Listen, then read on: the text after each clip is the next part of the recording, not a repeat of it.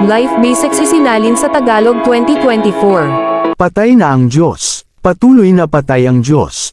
At tayo, ang pumatay sa Kanya.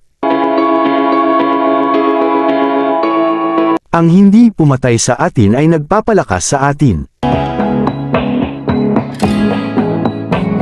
Ang may dahilan sa buhay ay kayang magdusa ng halos sa anumang paraan.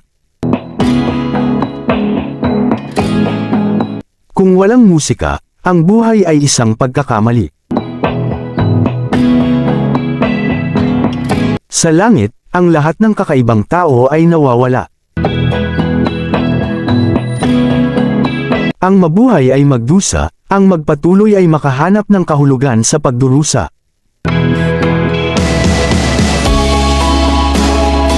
At ang mga nakitang sumasayaw ay itinuturing na siraulo ng mga hindi nakakarinig ng musika. Hindi ako nagagalit na nagsinungaling ka sa akin, nagagalit ako na mula ngayon hindi na kita mapapaniwalaan.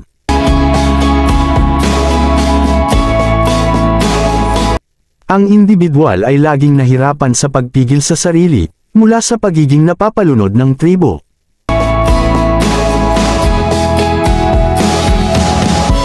Ang pinakatiyak na paraan upang koruptan ang isang kabataan ay turuan siya, na ituring ng mas mataas ang mga taong pareho ang iniisip, kaysa sa mga taong iba ang iniisip.